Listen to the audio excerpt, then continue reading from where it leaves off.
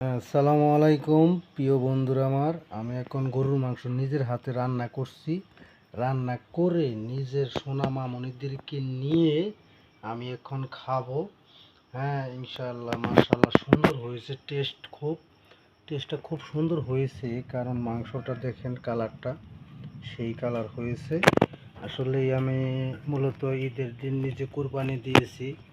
আমি মূলত 10 থেকে 15 কেজির মতো রান্না করেছি।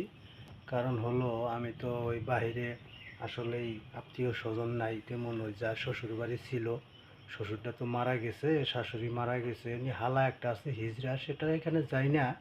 তো সেই কারণে দেখলাম যে পোলাইবান নিয়ে এখানে এই নিজের বাড়িতে খাইতে হইব, ঠিক আছে। সেই ক্ষেত্রে বেশি করে রান্না করেছি, এখন আমার মামুনিদেরকে নিয়ে খাবো।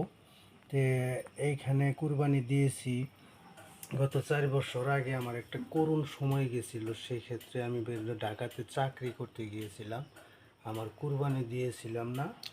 হ্যাঁ, তো তখন আমার অভাব অনটনের সময় আমার আশেপাশে সবাই কুরবানি দিয়েছিল। একটা টুরকা আমার পোলাইবানেরও দেয় নাই, আমার পোলাইবানের ডাকও দেয় নাই।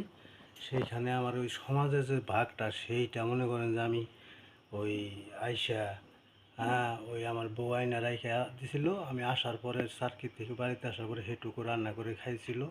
তো তখন আমি দেখছি যে আসলে কুরবানি তো মূলত মানুষের জন্য, আশেপাশে মানুষের জন্য, সশরীর এবং কি আত্মীয় স্বজনকে সাহায্য সহযোগিতা করার জন্যই কুরবানি।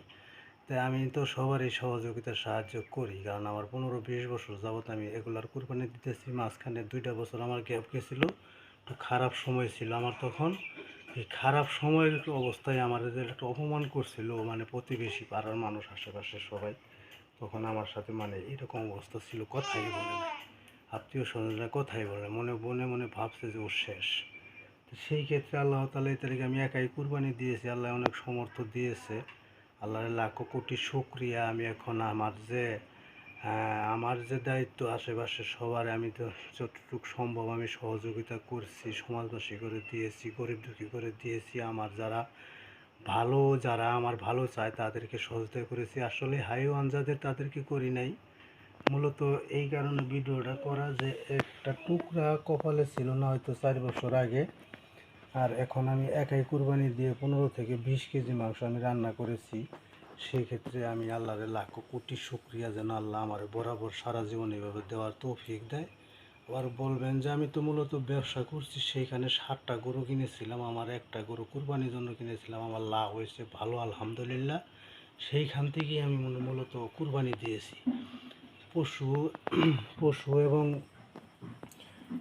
এবং লালন পালন করা আল্লাহ রাসূলই ভালোবাসতো। সেক্ষেত্রে আমি এই গরু ছাগল, এই খামার জাতীয় জিনিস আমি পছন্দ করি। সবাই ভালো থাকবেন, এইভাবে সবাই মানে কুরবানি দিবেন, আশেপাশে সবাই সহযোগিতা করবেন। ওকে, ভালো থাকবেন, আল্লাহ হাফেজ।